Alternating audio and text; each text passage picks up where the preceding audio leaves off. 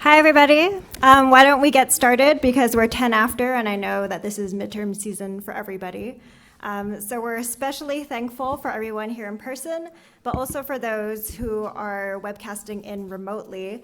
You know to send any questions you have to our bigideas@berkeley.edu email account, and we'll be able to respond. And given that this is the last workshop that we'll be running before your full proposal deadline, we really hope that there's some active participation with the audience. Make sure you get every question you have answered, and we have some special guests, so you'll have an exceptional opportunity to do that.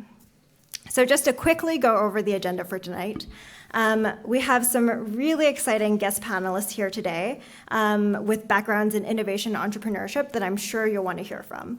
But before we get into that, I'm going to quickly go over the components and requirements. I know you got most of this in the final round kickoff, so I don't want to be redundant, but we're going to give you some suggestions on how to hash out your full proposals by also kind of looking at what other folks have done.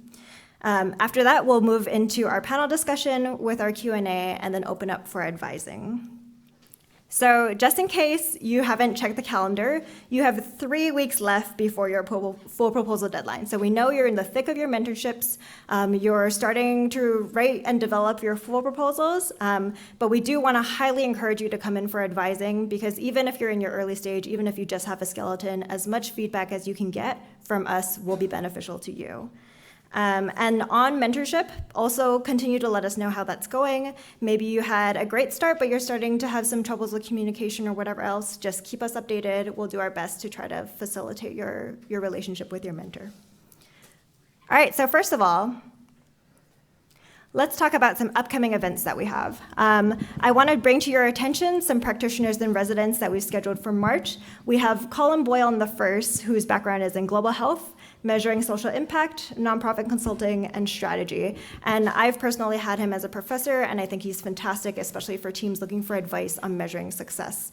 And then just a quick note for those of you who are remote webcasting in too, you'll be able to sign up for Skype appointments too, so this is also an opportunity that's open to you.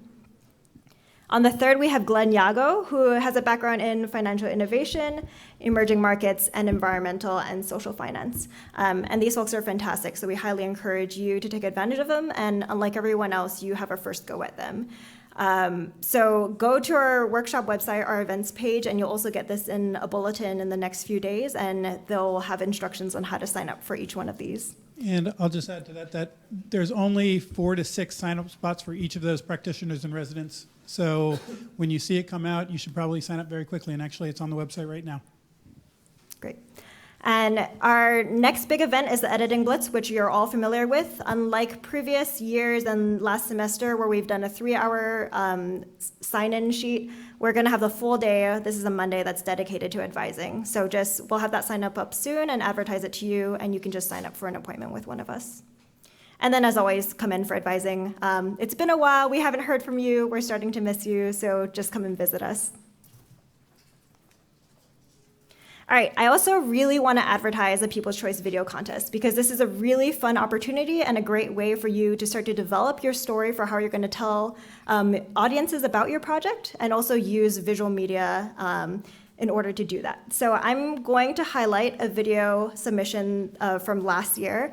And we understand that not everybody is going to be able to create a video that is this high caliber. This is actually quite professional, but I think this will inspire you to start to develop ideas on how you want to tell your story about your project. And add to that, this project didn't actually win last year.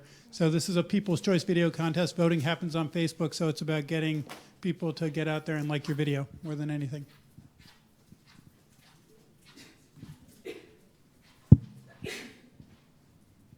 Are your strawberries. Remember how much fun you had with your strawberries? You loved your strawberries, but now they're in the back of your fridge, lonely, lost, forgotten. You'll eventually find them, you'll eventually smell them, and end up throwing them away. Let's face it, we all forget about our food, and who really knows how to cook that fennel bulb you bought on sale? Well, you better cook something for that dinner party you completely forgot about that's happening in 3 hours. Enter Foodfully. If we can remind you of the food you already have and show you how to cook it, well, that means more money and better food for you. Foodfully can save you money, up to $600 a year, in fact. help the environment by preventing some of the 50 million pounds of food wasted every year, and ensure you eat your food at its freshest to keep you happy. Foodfully knows when your food is going to go bad. That's right, no more fuzzy strawberry surprises. We send you timely reminders to eat your food before it spoils. This way, you eat your food at the peak of flavor. Have you ever had fennel bulb at peak flavor? Yeah, delicious. Foodfully makes your kitchen clever. It magically integrates with your grocery store purchases. You haven't integrated anything since you took calculus with Mrs. Johnson. Not only does Foodfully send you reminders, but it also provides you with simple recipes that incorporate the food you already have. No difficult techniques or fancy equipment, other than your awesome seasoning skills, and those will be necessary. Meals come together more easily now that your inventory can be accessed and changed on the go. This means you spend more time sharing your food. Cooking is easier than you thought. You've saved time, money, and food. So now you can save the world, or at least your dinner party. Foodfully, we're thoughtful about your food.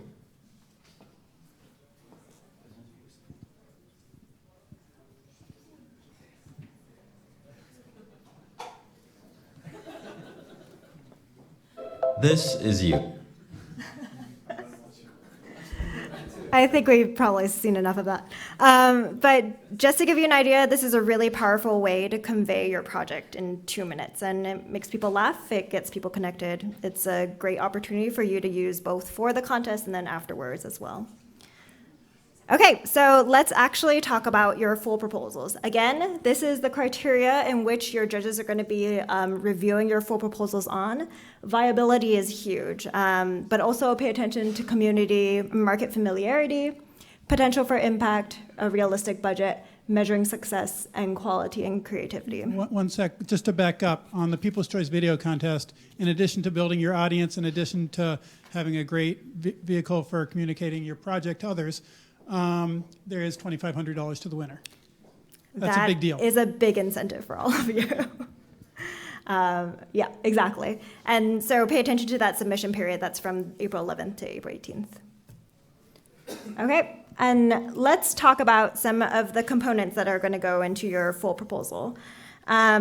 First of all, we wanted to use this graphic to emphasize that you're really going to need to focus on balancing the different things in your proposal as you move into this final round. So how are you going to incorporate all the sometimes dense information that we've asked you to incorporate and make sure that they complement each other, that they work with each other, but at the same time being inspiring, showcasing your passion, and also being clear.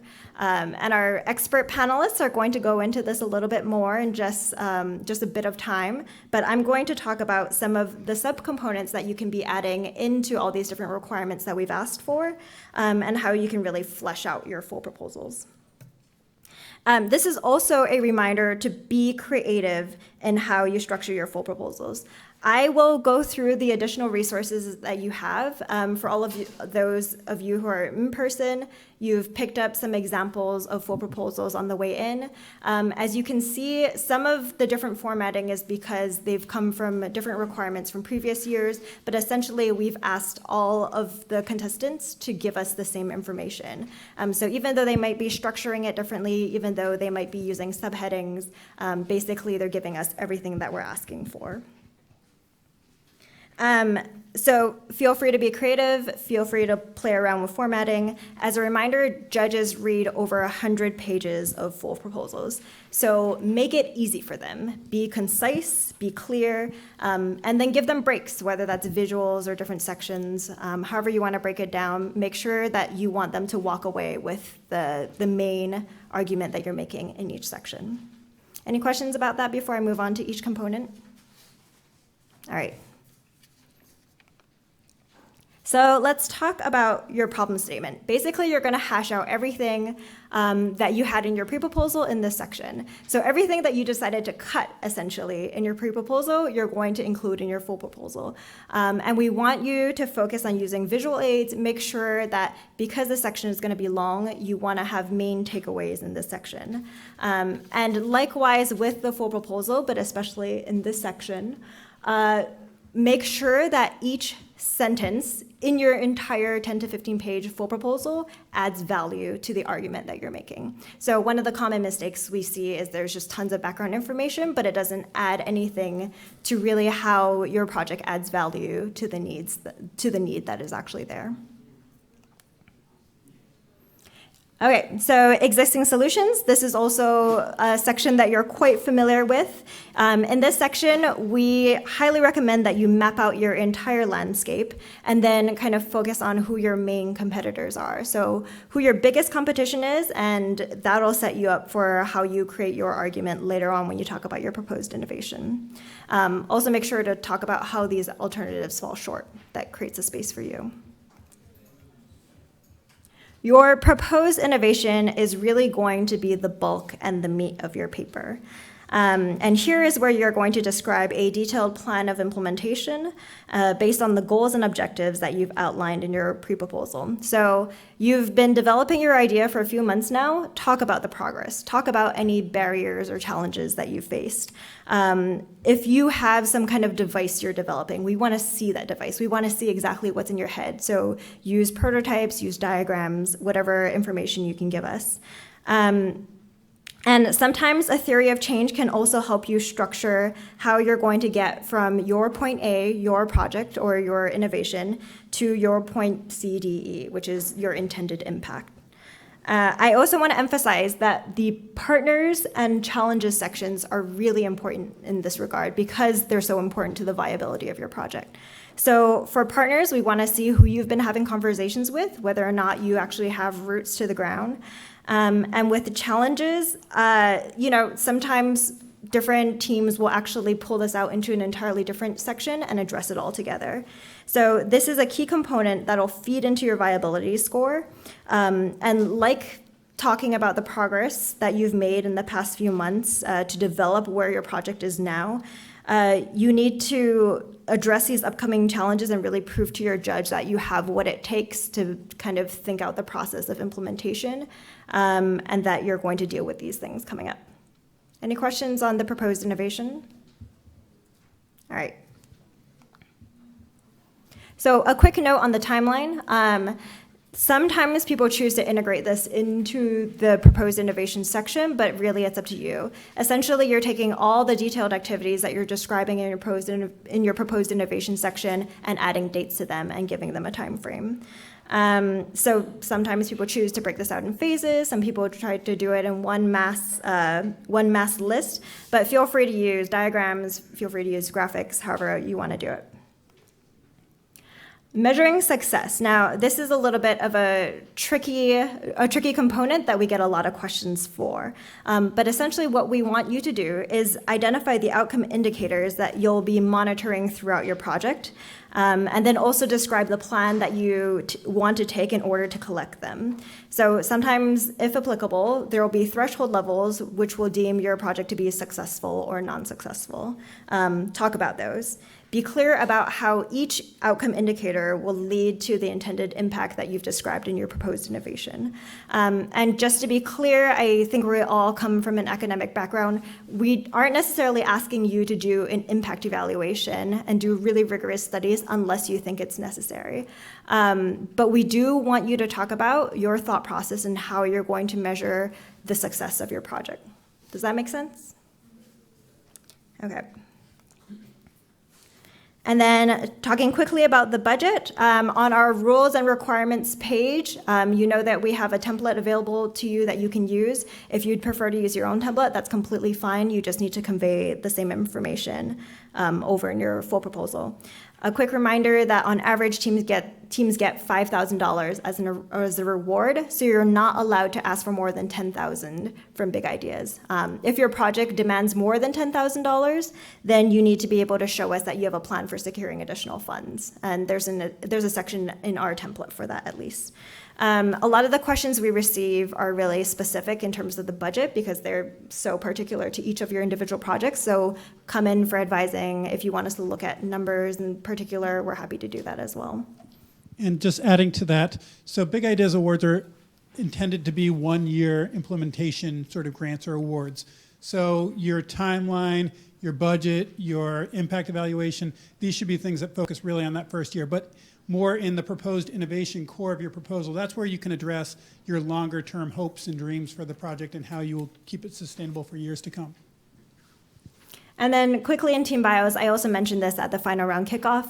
In the pre-proposal round, you were allowed to say that I plan to find this expertise and pull this expertise into my team in the full proposal round. We expect that you've begun to have conversations with people and try to find additional team members. If that's not the case, then you'll need to add that consultant expertise as a line item in your budget as something that you'll pay for in the future. Does that make sense? All right, so I don't want to go into the full proposals because I think everybody can kind of do that on their own, and I don't want to walk everybody through it. But if you go to our rules and requirements page, you'll find two full proposal examples. One is Bahai Kubo, which was from a winning team from last year, and the other one is another proposal called Light from Below, where you can kind of compare the development from a pre-proposal into a full proposal. So look at where they hashed out these areas. By no means use this as a template. Again, structure your full proposal however you want to do, but we found these to be two effective ways in which they did it. Also, this is also a handout that you picked up on the way in, but we also have writing tips for just general suggestions, a lot of which that I've covered in this presentation. And then how to apply prior to March 9th. So we're still in the process of getting our application platform set up. But what you can do is just follow what you've done in the pre-proposal round. So go to how to apply, click on your appropriate category, and then that'll take you to a link where basically you'll upload your full proposal and you won't have to add any additional information that you've already done in the pre-proposal round. Is that clear? But if your team members have changed, if information that you would like to change in sort of the web form that you completed initially in the pre-proposal round, you're able to change all of that. So you can add new team members, drop team members, whatever you need to do on that web form. Okay. And without further ado, I would like to transition into the second portion of our event where we'll have our panel. And I'd like to introduce our former Big Ideas Partnerships Manager, JC Jones, who's going to moderate our fantastic panel that we have here today.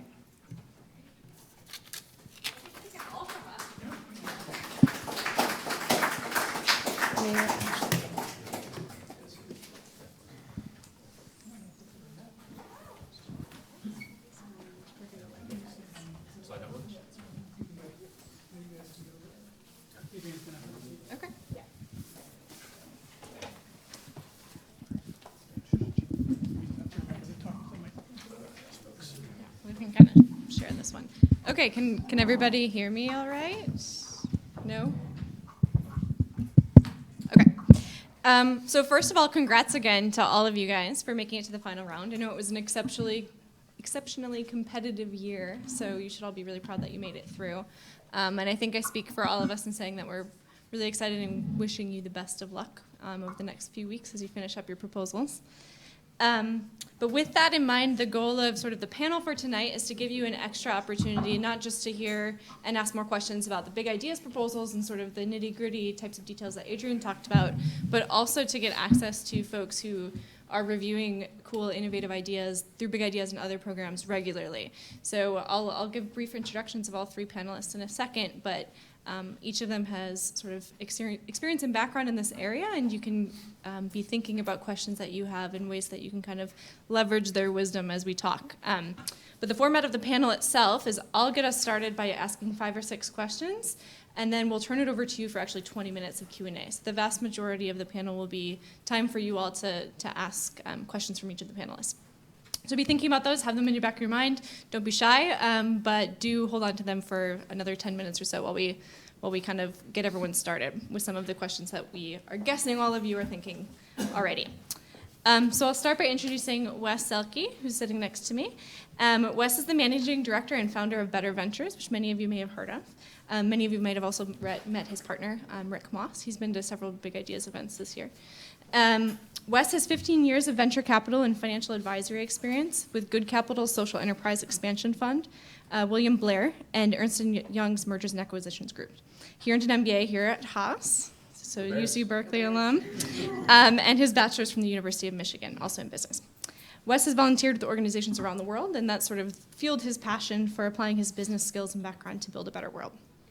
Wes and his co-director Rick have served as Big Ideas judges for the past 4 years now, and they both have extensive experience reviewing and vetting early stage innovations. So thank you very much for joining us.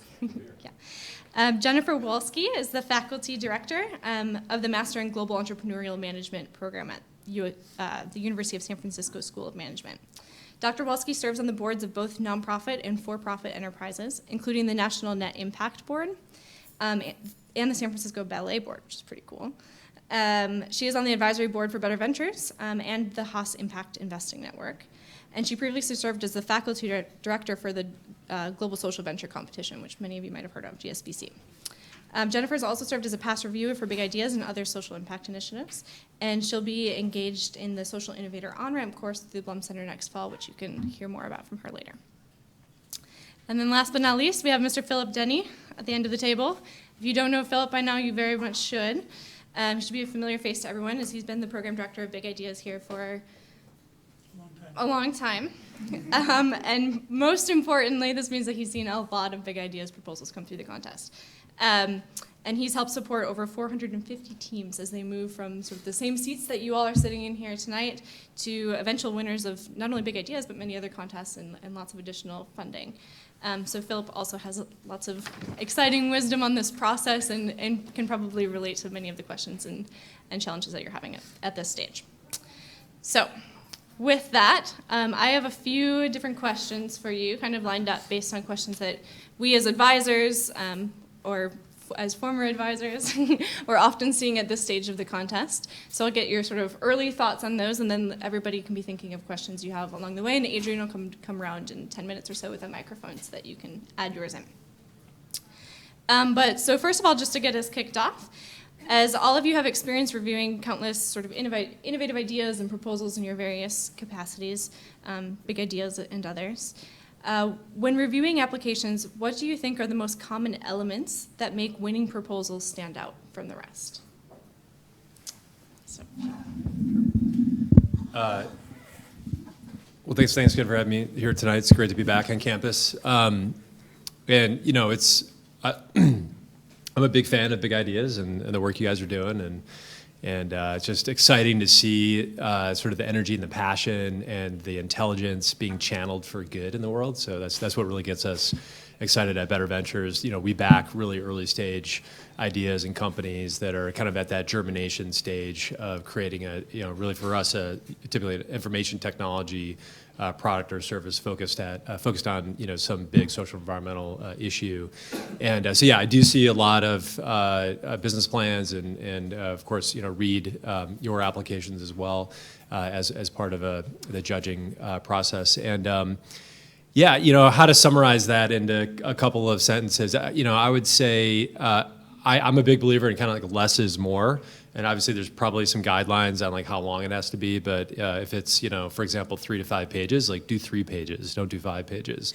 And I just say that from my standpoint. When I read a lot of business plans, and actually, these days business plans are really, not the way that a lot of people go. It's more about the slide deck, right? And picture tells 1,000 words. And I know in these proposals you are writing a lot, but generally speaking, kind of like less is more. Don't just fill the page with a bunch of words because you feel like you have to fill up space. And it does get a little fatiguing to read lengthy proposals, and we also want to get a sense that you are a sort of astute business person that can get your point across very succinctly, and I think that's really important to be able to do that in a proposal. So that'd be one piece of advice. And when people ask me like, what are the kind of leading indicators? What are the things that we look for at a high level in a investment opportunity? And I think for us, it kind of comes down to 4 things, and that is the team, the market, the differentiation of the product, and the impact. Those are really the 4 key things. I mean, there's other things too in terms of like capital efficiency and the traction and whatnot, but really those 4 elements I think are the most important, with the most important being the team. We're backing companies at a really early stage, and we expect those business models and ideas to change and maybe even pivot once or twice before they really land on something. And some of our most successful companies in our portfolio have gone through a number of pivots over time, and until they really figure out what they're building and what that fundamental innovation is going to be. And that's the constant that we're betting on and that we're investing in, is the team. So you want to make sure you are highlighting the team, like what's unique about the team. For us, we're typically looking for a CTO and a CEO. And the CTO should have really strong technical chops and good sort of complementary skill sets on that team. And a big thing that we look for is sort of grit and scrappiness and just sort of that fire in the belly, and the killer instinct is what a lot of people talk about in the venture world. That's a little hard to get across in a proposal. That's more comes out in conversations. But if there's things you can put in there, like when I was a sixth grader, I built a rocket that I launched into outer space from my backyard. Something like that. That shows like, oh my gosh, wow, this person is. I started a business that that netted $1 million in revenue when I was in middle school, or anything extraordinary. Anything that gets that across, like, wow, this person is. And again, it's not always just about like intelligence. I mean, intelligence is a big part of it, but it's that sort of grit and scrappiness and like fire in the belly that this person is gonna, like, walls are gonna constantly be popping up that are gonna try to prevent you from succeeding in your business. And we want to get the sense that you're gonna knock those walls down and you're not gonna give up until you get the job done. And one of the things we love about investing in social entrepreneurs is we believe that social entrepreneurs have that much more kind of fire in the belly, because they're not just in it to make a lot of money, but to actually change the world. So that's a big part of it. And then quickly, and I'll pass it off, market is really important.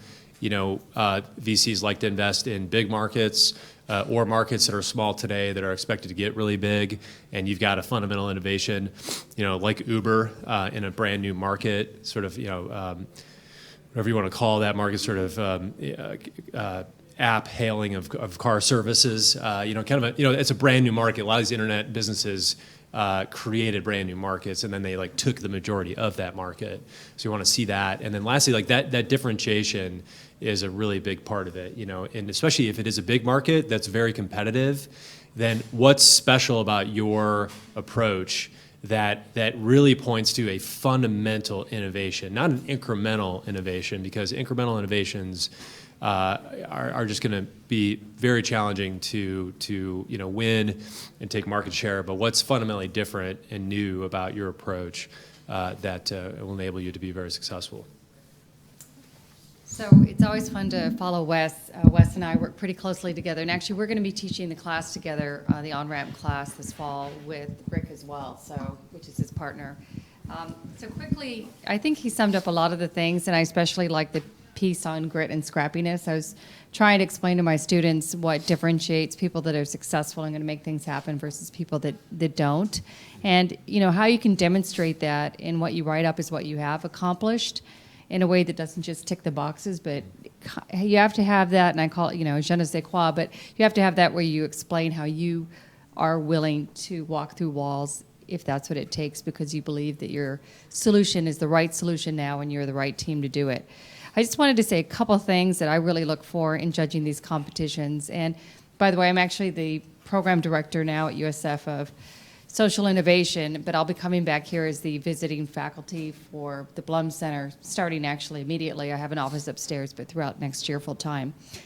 But in sum, what I'm really looking for is the compelling opportunity, because this should really be about solving an important social problem, on a global scale or whatever the target area that you've chosen to do.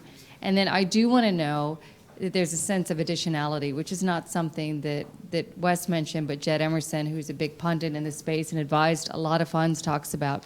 And if you look at Acumen Fund, if you look at Bridges, if you look at a lot of the successful social venture funds out there, they're really trying to understand why they should fund you, because you're going to solve a problem, whether it be malaria or something else, versus And invariably, there will be this in the true marketplace if it's really a big problem, the 20 or 30 or 40 other teams that are out there with solutions to solve that problem. Why are you the one that is going to crack this problem wide open and present a solution?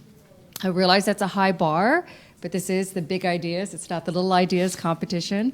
So, we really want to see you do that. And honestly, then I want to see why your team is the team to do that. And your experience comes into play. I used to teach with Steve Blank at Haas, and we're always kind of curious when a team has never been to Tanzania, but yet they're going to create the solution for Tanzania.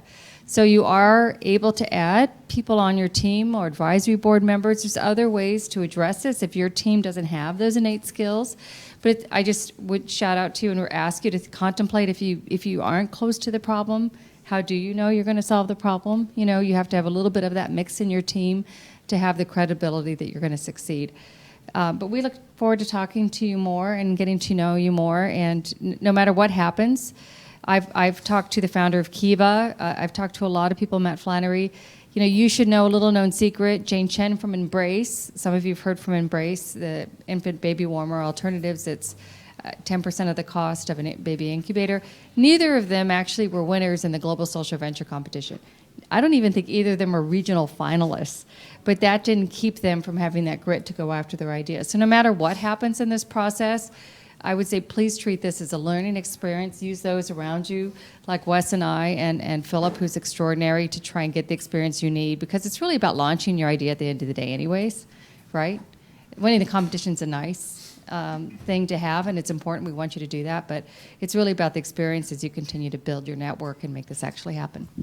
Yeah, and just to follow up on that before I backtrack and answer the question, we hear from teams 2 and 3 years out that it was wonderful to win that $5,000 or that $10,000 in funding, but what the real value was getting that judging feedback, getting the mentorship for the first time, having that opportunity to take on a risk, take on a challenge, and just put your idea out there for the very first time. That was in the validation that comes from winning a Big Ideas Award.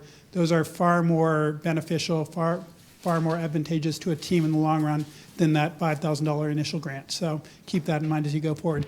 To answer the question that JC asked, I can't just say ditto, so I'll try and say something. It goes back to the grit and the passion and the energy, and I think many of the proposals I read, or most of the proposals that I read, that I'm compelled to really investigate even further, because judges are reading, in some cases, 10 to 15-page proposals, 10 of these, 12 of these, are the ones that at the outset sort of grab you with a connection of some sort, whether that be really identifying the need that's out there and how they intend to tackle that need, but really putting that need out there in a very clear, concise way, or connecting the need to the team members on a very personal level. You don't want to get an overly emotional proposal out there, but to somehow show that there is that connection between you and the problem you're addressing and the solution that you've identified. Having that connection in place shows the judges that not only do you have this great idea, but you're dedicated to it, you're passionate about this, and that you want to follow through on it. I think that's a really important aspect. And then I think one more thing that all good proposals do very, very well is they identify the challenges before them and they confront those. And they talk about, if they've already confronted it, how they were very resilient and bounced back from it. Or they identify challenges that they think might be out there in the future, and they talk about how their plan to overcome these. I think what some proposals, and maybe this is probably the next question we're getting into, but some of the proposals that fall a little bit short try and put their proposal too much in a favorable light. They don't want to convey those challenges. They don't want to address those with the judges because they think that will, downplay their proposal in some way. But, judges have, by the work they do, they have to put that critical eye to your project. So make sure you do that first. I used to work in campaigns for a very long time, and one of my specialties was rapid response, and you had to think around issues 360 degrees to begin to think about what the opponent would say about you and then tackle that argument before it ever approached. You have to do the same thing with your project. Look at what's out there, look at those challenges, identify them, come up with solutions, and then iterate. Once you hit that problem, if something hits you again, you got to iterate again. So just keep working on it like that. So sort of building off of Philip's start to the answer, the next question that I had are what are some of the common mistakes or red flags that you see in sort of these earlier stage social impact proposals, and how would you recommend that teams avoid them? So Philip, if you want to build on that, you're welcome to. Otherwise, we can go to Jennifer. Yeah, so there's the one I already identified, but the other one would be the landscape research and knowing your competitors. That's the one that judges, when we're looking for feedback all the time, judges pull that out. You know, in the IT for Society category, for instance, many of the judges have that technology background, most of them do. And they know the other products that are out there. So make sure you do your homework, make sure you identify those, because that's one area where as soon as a judge sees a proposal in a particular space and feels that they know more than you and they've researched that landscape more than you, that's gonna bring them back a little bit. So make sure you go out there, make sure you've identified the landscape, know who your competitors are, and then know how your project exceeds or builds upon what's already there. That's one of the keys that I've noticed in a lot of proposals that fall short. I was just going to say one of the things, and this is a little bit to your point, but when students say there's no competitor for my solution, I just want you to know that's actually a negative, because that means either you so finely slice the problem so that what you're focused on there is no competitor because you're looking at it through that really narrow lens, which is probably appropriate for a product development. But you have to realize what you're trying to do is state that there's a valid market out there. And either you've so finely diced it that you can say that, or if there really are truly no competitors, hopefully it's not that you haven't done your homework. That's actually the worst case, because it's really hard to, it's really easy to Google something and say, wait a minute, what's this and what's that, and does this team know what they're doing? But if there's really no competitors, it also might mean that you have to develop a new market. And that's super difficult to do. That's very difficult to develop. And it usually takes more money to develop a brand new market that didn't exist. Look how much money Uber hasn't gone public yet. Uber certainly, I don't think it's a social cause. We could argue that. But, of late especially. But, if you look at how much money it takes to create a market, it takes a lot of money to create a market, right? And so just be careful about that. Don't be afraid to say there's competition. That validates your idea. So keep that in mind. Yeah, real quick, just on two different points, one on the market and one on your financials. So one of the most common things that a lot of us see in proposals is when companies or startups say, this is a huge market, it's, $1 trillion market. If we can just get like 0.1% of that market, we'll have a $1 billion company. Like, don't ever do that. Like, just don't do that. If you're thinking about doing that right now, just don't do it. Like the whole sort of top-down approach, like, man, if we could just get like 0.1%, that's like nothing. Like I can, we'll have that by tomorrow. And it's such a big market. Like it's never that easy. It's good to talk about how big the market is, but never just say we're going to go and get 0.1% or 1% of the market. That sort of top-down approach, it really doesn't get you very far. And also on the market, it's really important, especially if your market is really, if you define it broadly, and it's tens or hundreds of billions or $1 trillion, you want to try to drill in on your TAM, your total addressable market, which is a subset of the overall market, and that's really the section of the market that you're truly addressing, and that shows some level of sophistication on the part of the team, that you've really done your homework and your research, and you recognize it's a big market, but you've also recognized that it's just this one particular segment of the market that we're going after. And then lastly, a big mistake that I see, there's two mistakes that I've seen on two ends of the spectrum on the financials. There's a financials section, right? Is there? Yeah, budget, right? Well, so you have a budget, but to the extent you're showing sort of like revenue projections, either in this proposal or a future one, there's two common mistakes. The most common mistake is just to show the hockey stick projections of your revenue just ramps from 0 to 100 million in like 5 years, and it's just like this, sort of whatever, 100% growth every single year, and it's just like this, nice smooth line. Like, I mean, all VCs would love to see that, but it never happens quite like that, right? There's always sort of fits and starts, and it's never quite that easy, and also there's always an underestimate estimation of costs. So you see sort of revenue ramping, and then your net profit just ramps right with the revenue, and you kind of forget that, well, if we're ramping that big, then we're going to hire tons of salespeople, and we're going to have a lot of fixed overhead, and you kind of if you've not done it before, you don't realize all the costs go into it. So. And then the other mistake that I see actually fairly often is to do the opposite, and you're like, in 5 years we're going to be doing like $1 million in revenue, and depending on who your audience is and what kind of business it is, like that might be totally fine. But if you're pitching like a venture capital firm or an angel investor that's thinking about investing equity, they do want to see a ramping of the revenue. I mean, maybe not that hockey stick, but don't sort of underestimate your revenue either. And I think what's most important in these proposals, especially in the early days, like you have no idea how exactly your company is going to ramp, but you do have a sense of like what the unit economics might be of your business, or the sort of or the lifetime value of your customer, or the gross margin of your product. Like if you have a sense of like what those sort of like unit economics look like, that is, I think, a lot more interesting at the early days, like to really get a sense for what are the sort of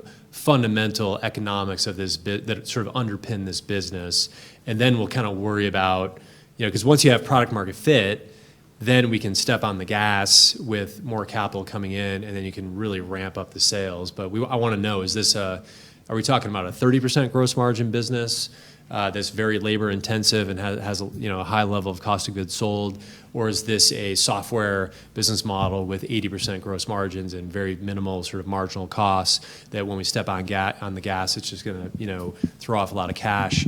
And what does that what does that lifetime value of the customer look like? Because that's going to be really important as you start to think about. There's this ratio that a lot of VCs talk about, which is LTV over CAC. It's lifetime value divided by cost of acquisition, and a lot of VCs say that has to be north of 3x to have a very scalable sort of venture backable business. So be thinking about some of those kind of ratios. So just to jump in, I know for this application, you just do a 1-year projection, but this is why you need to take our class in the fall, because we'll go through all this in great detail. Wes is the financial whiz of Better VC, and he's taught, actually for me at another school, entrepreneurial finance. So you get credibility on what he's saying. But what we're really probably trying to see in big ideas is if you have thought, we're looking at the idea and the proof of idea and the credibility for the team. But you also should be thinking about your business model, right? How you're going to charge people, where you're going to get money from, is this viable? Because even if you get funded, it's probably not enough funding to carry you through, especially in the world of social enterprise. So you should be carefully thinking about that. Thanks. So for a lot of the teams, I mean, there's certainly a large portion of teams who are hoping to do some kind of business or social enterprise or grow into something that is revenue generating eventually. But I think a lot of teams are also more looking right now at the earliest stage of their idea. And for many of them, that might be, a research project or a nonprofit eventually, or a service organization, or in some cases even just a shorter-term project here on campus. And so for those folks who aren't necessarily sort of going to be, diving as deeply into the financial projections, what sort of differences would you see in kind of picking out the best, most promising ideas in those cases? And anyone can feel free to comment. Well, I think what I want to see is that you're going to, and I have known some of my former students that have entered big ideas and won, and some of them have gone on, and to your point, some of them have decided to do something else with their life once they spent more time with it. But I really want to see that it's an opportunity that you, as a team, can act upon. That, at the end of the day, for me, is probably the most important thing. And so how you get to describing that, talking about that, being real with that is the real essence of what we need to see. That if you had the opportunity, and if you're still in school, you need to think about how you would balance that on your spring break, next summer, how are you going to dive into actually proving this idea? And we do see many students that upon graduation, the Back to the Roots guys, decide to forego their careers and go off and do this because they've lived in that mindset enough that they're comfortable and confident, probably nervous, but confident that there's a there in what they're trying to do. I think one great example that I can think of in terms of another project, it was called Highland Health Advocates. It was a project that won about 2 or 3 years ago. And these were students who wanted to reduce the burden of paperwork for doctors in hospitals, doctors and nurses in local hospitals. and they worked with Highland Health Hospital, manning sort of a front desk, doing a sort of triage unit for paperwork that would come in and flow to the doctors eventually, taking that burden off of them. And their entire model was built around handoff. It was showing sort of the hospital a proof of concept of how much time this could actually save to the doctors. So in terms of the metrics that they used, in terms of how they gauge their effectiveness, they really sort of used that criteria of how much time they were saving for doctors and nurses. The hospital saw this eventually, took over the management of it, got a staff member to take over the management of this, and actually funded it themselves. So it doesn't have to be something necessarily, like in this case, that you are going to see through for the next 10 years. We know your students. We know that you have other career ambitions, perhaps. But just think about if your project is more than a year or 2 years or 3 years out, think about how that transition occurs. Think about your formation, and because that will sort of dictate everything sort of in the future from there.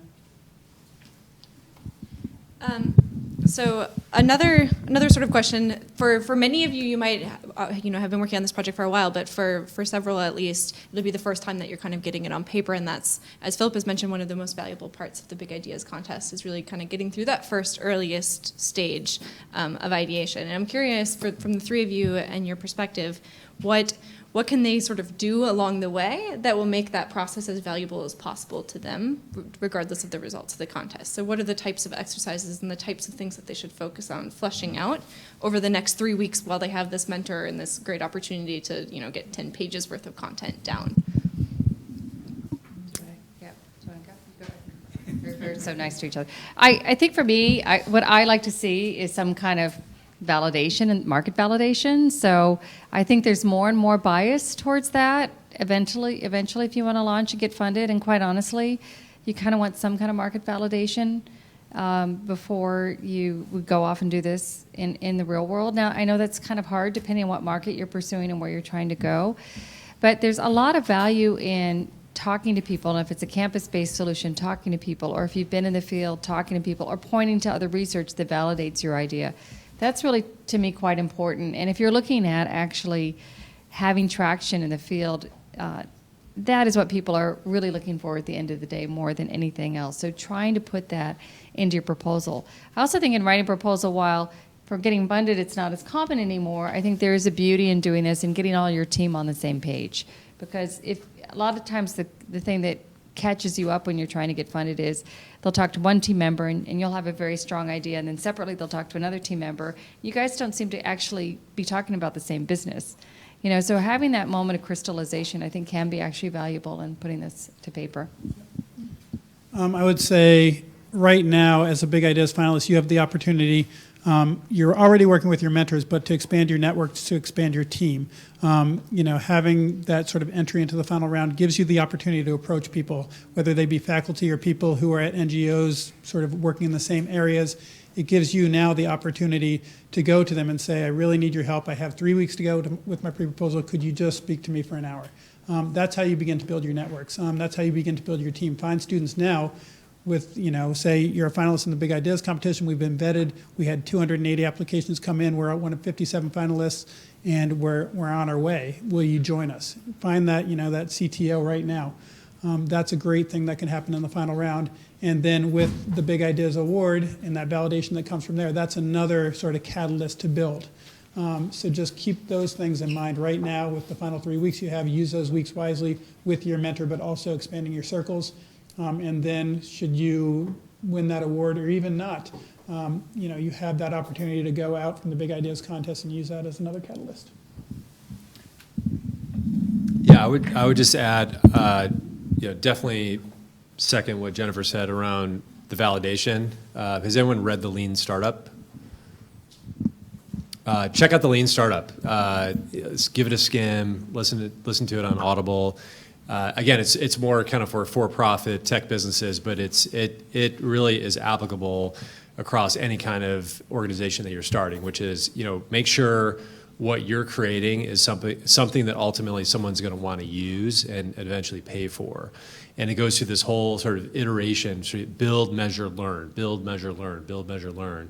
It's this loop where the whole idea is centered around what they call an MVP, a minimal viable product, where you get some very elementary version of the product out into the hands of customers and getting them trying it, and then you learn about it, and then you iterate. And I just think that these businesses are constantly iterating. And on that note, I would also highly recommend that you guys, get your first drafts of the proposal done like as quickly as possible, and then hand it off to a bunch of people, have them proofread it, provide you with feedback. Because we started fundraising, I don't know, a year and a half ago or 2 years ago, and if you look at what version of our investor deck that we're on now, it's about version 40. And each version was a small incremental change, but from version 1 to version 40, it's a wholesale change in our deck. And it's all based on feedback from, okay, we just met with this investor and we said this one thing and they kind of shook their head and got mad and kicked us out of the office. We probably shouldn't say that anymore. It's just this constant refinement around the language that you use to describe something, and words, communicate different things about what you're trying to get across. So just get that onto the hands of as many people as possible, friends, advisors, your parents, anybody that is willing to read it, and then they'll give you feedback. Like this section doesn't really make sense to me. If you have someone that's financially savvy, have them look over your numbers, have them kind of poke holes in it. You want to have people poke as many holes in your applications now as possible, and then refine that over time, and then turn it in. And just to add to that, the one other thing I would say take advantage of, and this is again plugging what Adrian already plugged, but the office hours for big ideas. We are happy to do a lot of what Wes was just talking about in terms of looking over your proposal, reviewing your proposal, and also helping you make some of those connections. I had a student in my office last week who came in and just wanted to augment her mentorship with some extra skills. So we looked through some of the people who are in our Big Ideas network, and by Monday we had them a new sort of consultant, not another mentor, but another consultant to help them in that specific aspect of their project. So if there's things like that that you can call on the Big Ideas team for, that's what we're here for. Okay, so I have one final question, and then I'd love to let each of you talk a little bit more about sort of next steps and resources for teams at the end of the contest, and we'll open it all to everyone else. But as they sort of work their ways from version 1 of their final proposal to version 40, or hopefully not 40, if you were to think back on some of the most inspiring or most compelling proposals or pitches that you've heard in the past, is there one that stands out to you, and what about it made it particularly compelling, and how can the Big Ideas finalists kind of capture that same powerful story as they refine their proposals over the next few weeks? For the live pitch? Is this for a live pitch, you mean, or a written pitch? Written proposals. Anything you've seen that. So I just was making sure, because the live proposals sometimes have a certain amount of drama in them, which are appropriate. But for the written proposal, I think it's just, again, grabbing. Right, you have to realize people say when you interview for a job, they sort of make a decision within 10 seconds or so, or less than a minute. It's sort of the same way with when you're reading a lot of proposals as a judge. You sort of get a sense, better or worse, in that first page, hey, this is going to be a great proposal, or not. And then some people flip to the back page and see who the team is, and that also can be an indicator. So, put the work in making sure that your first page really grabs you with the problem set. I think that's the most important, because it sets a tone. Then secondly, don't run to the end that you don't have time to prove your work. Now, I know you guys are all super smart because you're here. You're in a great UC school, or UC system school most likely. I'm a UC alum myself. Do the editing in advance, because unfortunately, for better or worse, in a written proposal like this, if you see that things don't tie together, things don't make sense, if there's just grammar issues or there are inconsistencies in your proposal, it leads us to believe you're going to be sloppy in how you conduct your business too. And it may be because there's a myriad of factors in why the proposal came together too much at the last minute. But make sure it's done 5 days before it's due and you're editing it, and honestly, it will be less tension and problems for your team as well. And please don't load it up at the last minute. Things happen, right? Servers, things, technology, we love it, doesn't always work. Give yourself that buffer so that you can kind of sleep at night and know that you really did a good job. Yeah, again, I would echo that with the attention grabbing bit. One of the proposals that I remember that still stands out in my mind 4 or 5 years later was called The Secret Life of Urban Animals. So right at the title, The Secret Life of Urban Animals, what could this possibly be about? And then the initial opening paragraph was about a student who had won a National Geographic Young Explorer Award, went to India and was just mesmerized by how humans and cows were just interacting in these urban environments, just living in harmony in these urban environments. And her entire project was to create a storybook about how urbanization was affecting the human-animal interaction in those urban environments. And it was just a cool sort of out-of-the-box project, but she connected it right from the title through the first paragraph and got me wanting more. So that was, and it still stands out to me this day just because it was a little bit of an offbeat topic, not our typical big idea, which is cool. Another one that stands out, which is sort of more of a traditional big idea, was one that was last year, BC API. I don't know, did anybody come to pitch day last year? Anybody? Okay, Max did. Thank you, Max. So BC API was a brain-computer interface application system and assistive technology for disabled individuals. And these were 4 students from cognitive science and engineering. And they have developed, and they're still working on, sort of it's a helmet with sensors in it that can read your brainwaves and actually move machinery for you. It's almost like telepathy. And this was out there, but they showed how they already have 30% accuracy with these sensors and the potential for that project going forward. And it was just a really novel idea, incredibly passionate, dedicated students who were already working with folks in the disabled community. And it was just a really innovative, bright proposal, very well written with prototypes. They had demonstrations. They came to pitch day, gave a great pitch. That one stands out. I would say that you want to be both innovative and realistic. So this competition is called Big Ideas. So we want to see big, exciting ideas like moving machinery with brainwaves. And that may or may not be realistic, but it sounds like there were elements to it that were realistic. And when I think about realistic, I think about both the concept is realistic, but also like it's realistic that you're the team that could achieve this. And I think that tying what you're doing to what you've already done or your background, your experience, it goes a very long way. Like when I see proposals for digital health companies that are where the CEO is a doctor, for example, that really helps. Solar companies, solar startups that where the 2 founders have spent 5 to 10 years each in the solar industry, where they really have some domain knowledge. And I know that you guys are in college and you haven't worked very long, but if it matches up to like your degree or like maybe some internships you've had, like you have some sort of domain knowledge and expertise that you're building upon, and you're not just for the very first time learning about brain waves and how the brain functions. That becomes a little bit more of a stretch. So I think exciting and innovative, but also realistic that you guys could get this job done. And then secondly, just the pros and just the proposal being very well written and succinct. I'll come back to what I said, I think in my opening comments, which is less is more. Keep it really tight, keep it really succinct. You want to be somewhat authoritative as much as you possibly can in the proposals, where you're speaking very confidently about what you're doing, even if you're kind of making it up as you go. And I just think that goes a really long way. Okay, so before we open it up to questions from everyone, given your sort of respective roles in the UC and Bay Area and Cal, specifically ecosystems, what resources and next steps would you recommend to teams both here at Berkeley and remotely after they submit their proposal and have an implementation plan in hand? This is where we'd love to hear more about the class as well. Yeah. I'll let Jennifer talk about the class.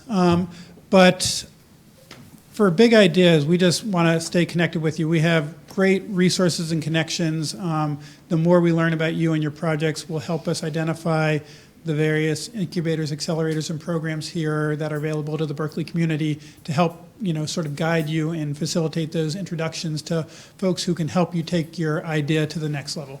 So it's a small network. Every year we have maybe 40 teams win Big Ideas Award or fewer. So even over the last 10 years, it's still a very small number of projects that we work with sort of on a scaling basis. So come in, talk to us, stay connected with us, and work with us, and we will work with you to help you find those next steps. I was just going to say 2 things. You have a berkeley.edu email tag, or you have a UC email tag. I know there's other students here as well. You may not know that now, but when you graduate, you suddenly become a working professional, and it's just a different vibe to get people to help you. They will, but you have such a golden opportunity to just go out there and ask people for the help you need. You've done a lot to get here. You're impressive individuals.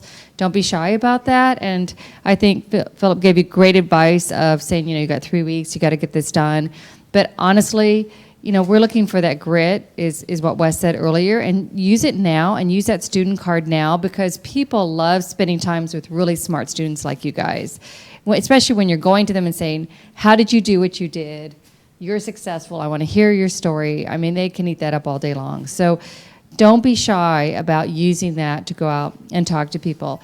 Second thing is, we did a McKinsey study at Haas, and there is a need for more social incubators, but there are a lot of incubators, and often you're going to get, social money to fund your business, or perhaps grant money to fund your business, but you might get traditional venture capital money to fund your business too, because many of these are good business opportunities if they're for profit. But let's get to that later. I think there's tons of resources available for you. Third thing I meant to say is you've got some amazing professors here, and it's maybe they're full-time, maybe they're lecturers. Sometimes the lecturers are more in the field. And use that time and meet with them, reach out to them. Look at professors you're not taking. Look at them in a different school. Get some time with them. Alice is great. She's a mechanical engineering school, and try and get time with them to talk about your idea and why they should meet with you. But use that card. Yeah, you guys are right now in the best ecosystem in the entire world to start a company or a nonprofit, for that matter. I think there's really no better place. It's in the soil. It's in the blood. Here in the Bay Area, there's just we've had companies relocate here for a few months, and 3 months turns into 6 months, turns into a year, and they just can't imagine moving, because it's just such an amazing place to find all the elements that you need, from talent to capital to venture funders and advisors, the people that can kind of take you to the next level. It's just a really rich environment. So take advantage of everything that's out there. There's hackathons and meetup events, and there's all sorts of stuff going on, and not just in San Francisco, but also in the East Bay now. We're based in Oakland. We're down at the Impact Hub at 23rd and Broadway in Uptown Oakland, and I'll just plug our events. We do a monthly event called Better Ventures Pre-Seed, and what we're doing is sort of convening thought leaders from the impact world, both on the investor side as well as on the entrepreneur side, successful exited entrepreneurs, to come do a fireside chat. We usually have about 100 people show up at these events. Then we do a fast pitch afterwards where people can stand up and talk for 30 seconds about what they're doing, and if they're looking for certain resources, looking for co-founders, looking to hire people, and then just general networking. And it's a great way we get, most of those 100 people that are showing up are, early stage entrepreneurs that have either started a business or are looking to start a business at some point. So check out our website, better.vc/pre-seed, and you'll see our upcoming events. Our next one is in late March with Kristen Richmond from Revolution Foods, which is an Oakland-based company, a very successful company that is selling. They provide healthy lunches to schools all around the country, and they've built a very successful for-profit business model doing that. And then we also, so those are on Thursday nights, and then the very next morning we do a founders roundtable where it's sort of first come, first serve. We take about 20 founders on a monthly basis, and we just do a 2-hour session on fundraising and pitching and any other big topics that come up. And can anybody go to those events? Yeah, anyone can come to our fireside chats. They're usually $15 to attend. It's just to help us cover our costs. But anyone is welcome to attend those events, again, at the Impact Hub in Uptown Oakland. And then for our monthly founder roundtable events, that's a smaller group. And you can just sign up on our website for those events, and it's kind of first come. We do them every month, so if this month is booked, then you can come to the next month. And we just ask that you are in fact a founder that has started a for-profit business that is focused on fundamental social or environmental impact. I was just going to tell you a little story quickly. There's a company called Echo Design, and I just was looking up the founder's website. But he was a senior undergrad at Berkeley, came up with this idea. He went through Hub Ventures boot camp, which Wes and Rick were running, and I was an instructor at large for. And, we're sitting there thinking, how he's president of the student body. He was a engineering, biomedical engineering. Very full plate. And now he got into Skydeck, and now he is. It's a stethoscope tied to your iPhone. Looks like some of you know him. And 2 years out, he's still running his company. He's raised money. He's done great things. Kristen Gruce Richmond, who's was the CEO, but she co-founded it with Kirsten Toby at Rev Foods. They've gone on to raise $100 million in mixed social funding and traditional venture funding. They're at a $100 million run rate doing healthy school kid lunches and CPG business. They founded their idea while they were here at Berkeley. They used every professor in every class to their advantage to build out their business idea and test their business plan. So I really am confident you guys can do great things, and this is one avenue for you to accomplish that. Okay. So with that, we will open it up to questions. So Adrian will take one mic, and then we'll pass this one around. So if you have if you have a question for a specific panel member, feel free to call them out. Otherwise, we'll pass it around to let everyone answer as you sort of feel comfortable. Okay. So feel free to raise your hand if you have a question.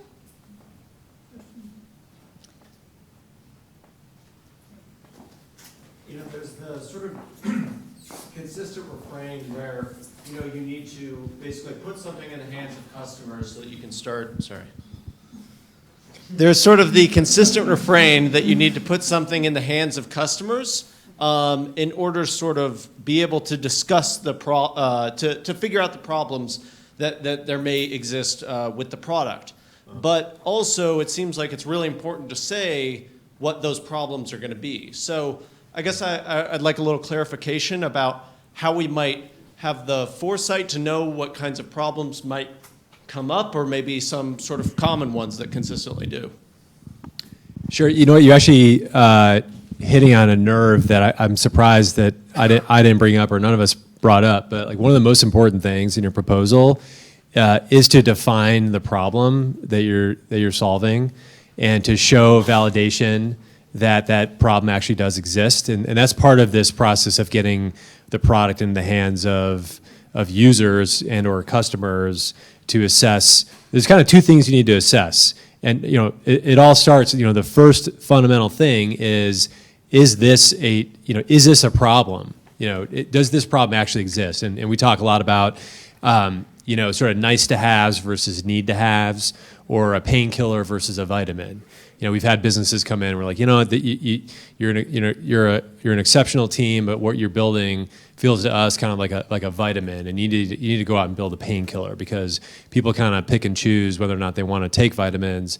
But painkillers, that you have pain that needs to be solved, you're going to use this thing to solve it. So I think that's, and a good way to do sort of validation around the problem is to interview a lot of people. Like, go out and, if you're building a service for NGOs, like, go find a whole bunch of people that work at NGOs and interview them and ask them, like, tell me about your day-to-day process and sort of delivering aid to the developing world, and talk to me about some of your problems. And if you're having, over and over and over again, you're having people, say that this particular thing is a problem, we just can't get this stuff, quick enough, or it costs too much, or we can't get this particular product, or whatever it may be. If that's coming up over and over again, that's pretty good validation for there being a problem that exists. I mean, ultimately, the best way to test for a problem and a solution is to see if they'll pay, see if they'll pay for your product. That's the ultimate test,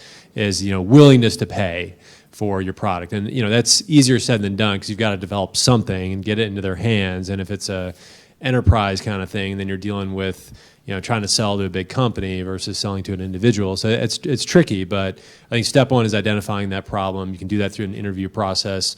And then, a lot of people want to go and sort of interview people and say, would you use, so first step is this a problem, or what is the problem? And then the next step, you conduct a bunch of interviews saying, would you use this? And, a lot of times you're going to get a lot of yeses because it's just people's nature to be like, oh yeah, sure, yeah, I would use that. That sounds good, and they don't want to disappoint you, or they're being friendly. That is really not great validation for the solution. It could maybe be pointing to some validation around the problem if you're getting consistent feedback from folks that this particular problem exists. For example, we invested in a company called Utility API, and what they do is they've built an API service that downloads customer usage and account information from utilities. And the solar companies need to get access to this information to put together a quote to tell you how much money you're going to save. But they need to know how much are you spending with PG&E.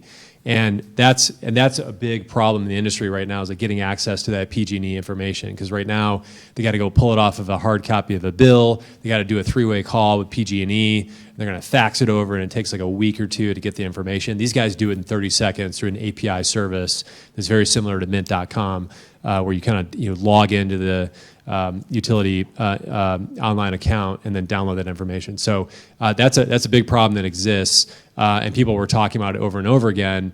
But to really test whether or not solar companies and salespeople at solar companies would use this, they really had to get it into their hands to see if they would use it. So whatever sort of basic minimal viable product of a version of a product that you can get out there, that's better validation than just a bunch of interviews of people saying that they would use your product.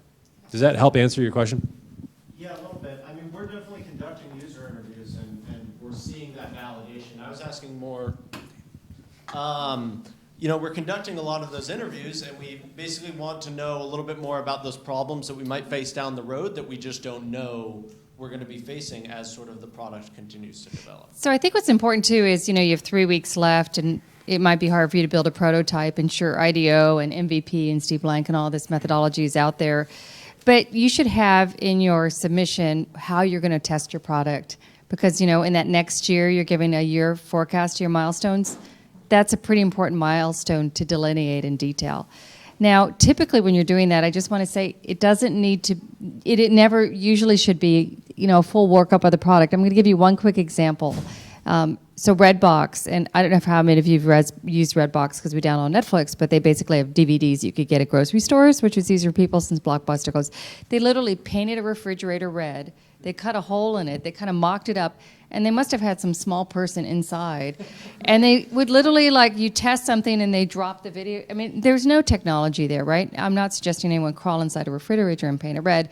But I'm trying to say sometimes we overthink these things. Often in Steve Blank's class, we'll have a landing page. If you just get people to hit the landing page and click through, that's an indication that they're interested. So there's ways to do this. But in 3 weeks, you might not have time. We get that. So just make sure that you detail that out in your go-forward plan for the year, that you've really thought it through. Just quickly, yeah. Big Ideas is the earliest of early stage competitions. We expect that you're in that exploratory stage. We don't expect you to have all the answers, and it's perfectly okay to sort of say that. What you should show is that, and we spoke about this in the beginning, is show some indication that of resiliency, that you're up to this challenge, that you will be able to iterate when you confront those unanswered questions, and you need to. So I would just say, at this stage, exploratory, perfectly fine to have those questions. Don't answer the questions with, full force like you have the answers. Simple as that. And then one more quick thing. I think in your initial customer data, we overuse this word a lot in Steve Blank's class, and it's become a verb that is overused for everything in life, but pivoting. But what we want to do is see that you have the dexterity, that you've got some feedback, and instead of being like, oh, I'm going to continue with my idea despite what anyone is telling me, that you actually changed it. So in your proposal, if you talk about you got data and you modified your idea based on that, that's actually a really good sign.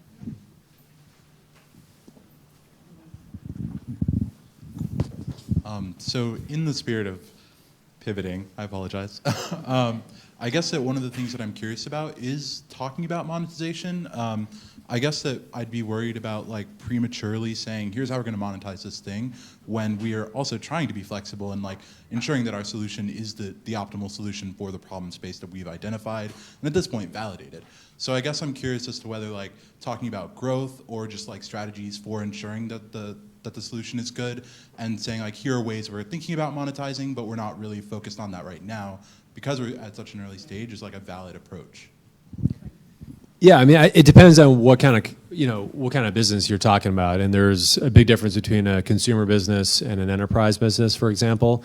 So consumer businesses are always all about users and getting, like Facebook and Twitter, any sort of social networking site. It's all about getting as many users as you possibly can, and then turning on the monetization engine, which is usually an ad-supported model. So it kind of depends. Whereas an enterprise model, you're generally trying, like a SaaS model, software as a service model, where you're selling software to a company, and you're generally trying to monetize kind of really early on, almost kind of day one, once you have a product that's saleable.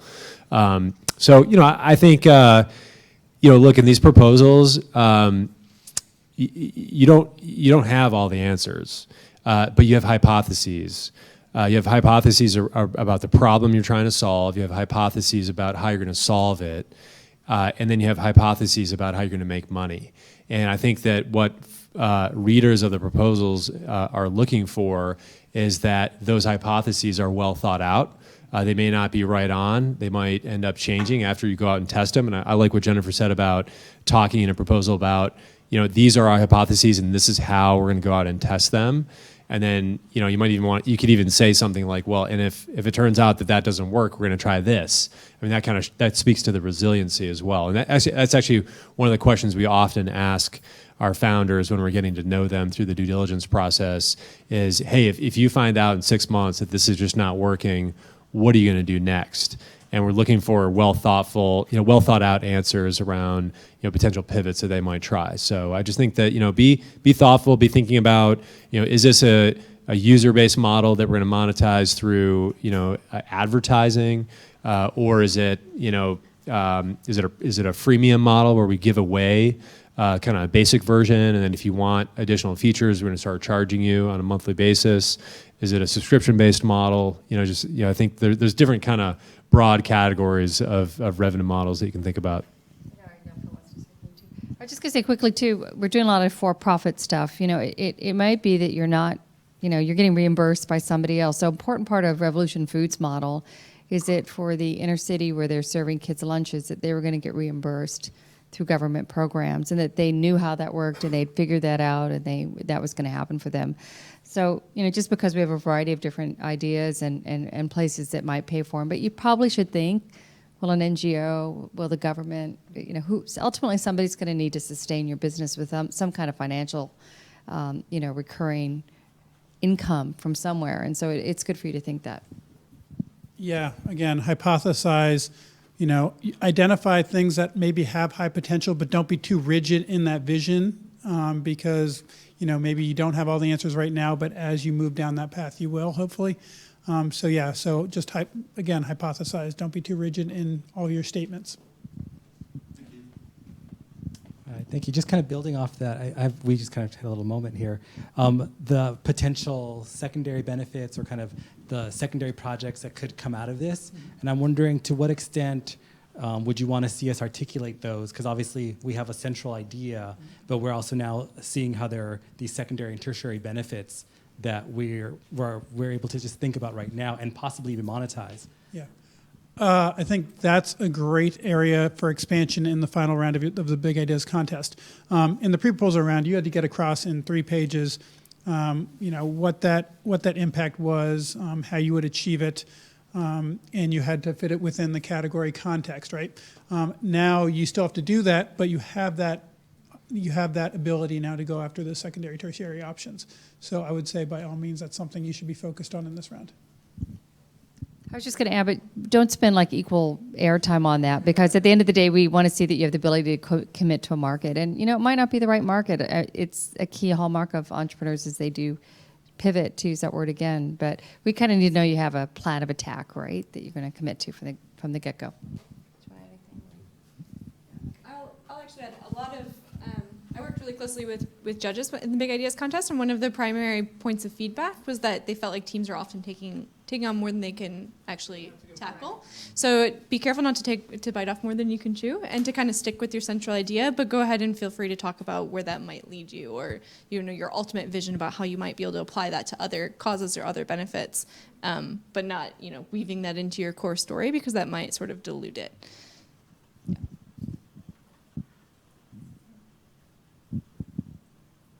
Other questions? It's raining, you don't want to go outside. I had a couple of questions that I jotted down from teams that I've heard, just really quick, that I think you might find useful. One of them is kind of to your point earlier, a few seconds ago. Is it better to pick sort of one compelling option that they're hypothesizing is the solution and really kind of go hone in on that, or to present all of the 3 or 4 different possible scenarios that it might be? Which one do you think is more compelling as a judge? I think the former.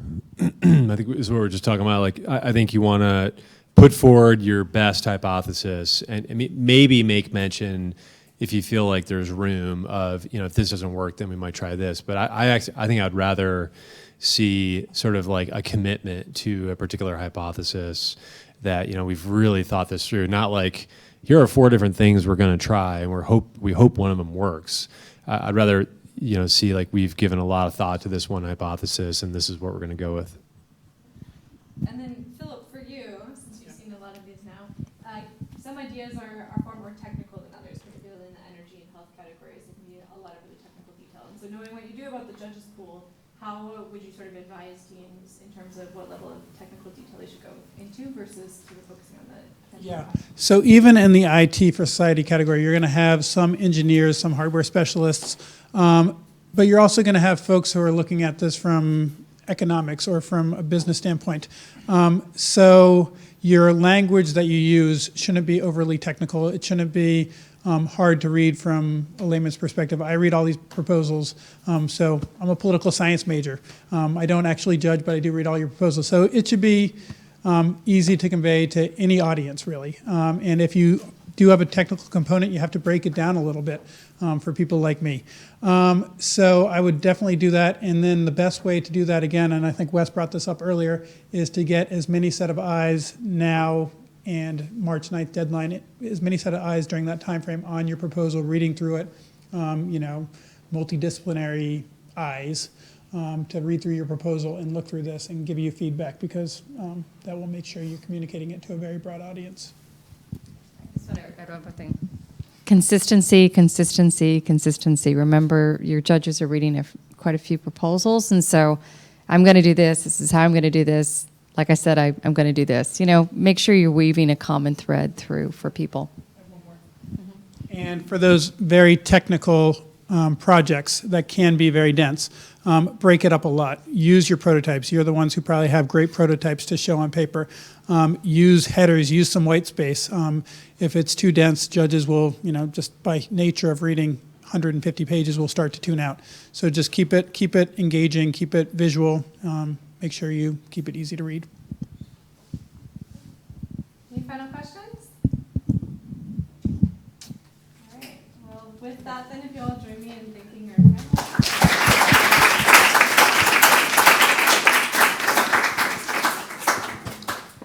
Okay. We have more pizza too, so. Yeah, so there's Good luck, everybody. more pizza in the back, and I believe we'll all be staying around, or at least the Big Ideas team will be staying around if you have other questions for us. For them, rather. Not us. Okay. Is that okay? Good. How about you? Good. So after the this, like, I really want to do, or we really want to do